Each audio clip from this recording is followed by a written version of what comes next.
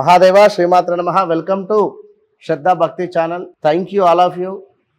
ఇంతగా కేవలం 30 వీడియోలకే అసలు 1K దాకా వెళ్ళిందంటే చాలా సంతోషం.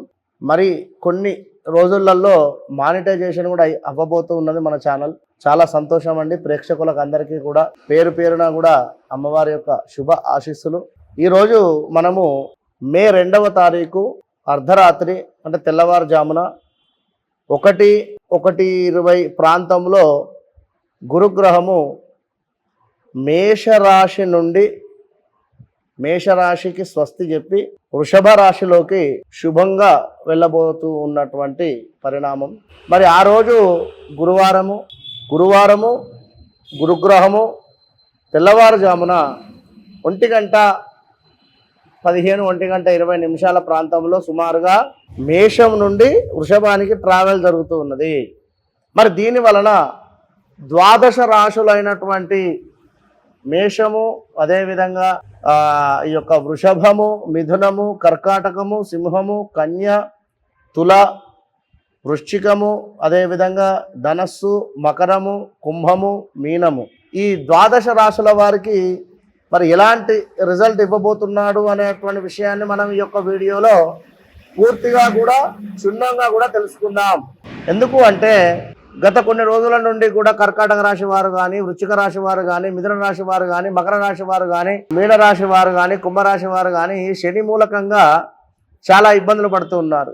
ఈ కన్యా రాశి వారికి అయితే వారి బాధ వర్ణనాతీతం గత కొంతకాలంగా కనుక మరి ఇప్పుడు ఈ యొక్క గురుగ్రహము మార్పు వలన ఎలాంటి శుభ అశుభాలు ఉన్నవి అనేటువంటి విషయాన్ని చాలా క్లుప్తంగా ఈ వీడియోలో మనం తెలుసుకోబోతున్నాం. అందరూ కూడా వీడియోను స్కిప్ చేయకుండా మొదటి నుండి చివరి దాకా కూడా చక్కగా కూడా విన్నట్టయితే మంచి మంచి విషయాలు మీకు అర్థమవుతాయి. తదుపరి తులారాశి.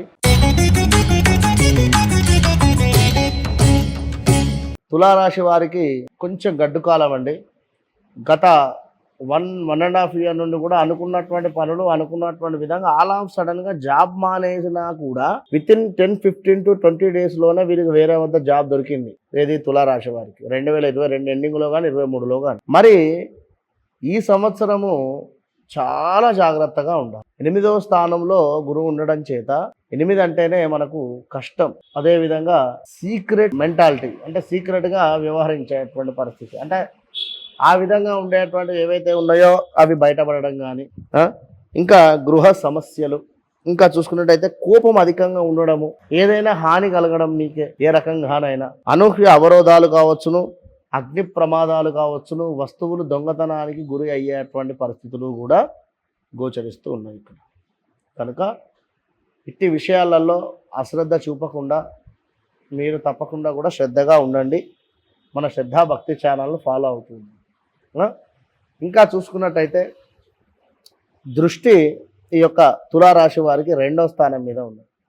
కనుక డబ్బు ఏదో ఒక రకంగా మాత్రము మీకు వచ్చేటువంటి పరిస్థితి అయితే ఉంది.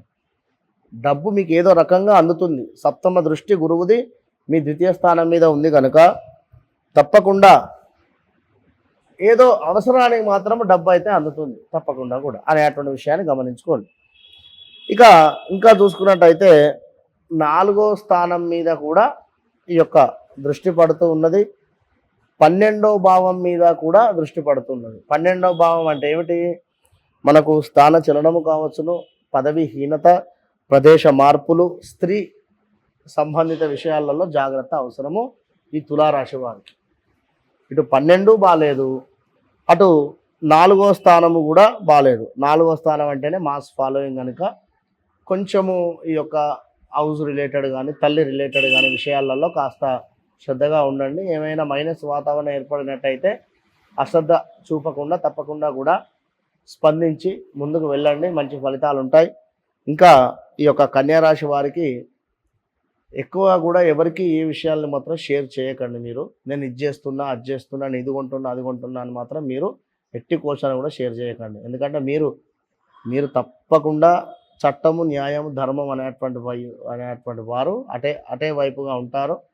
తప్పకుండా ఆల్ ద బెస్ట్ మన తులారాశి వారికి.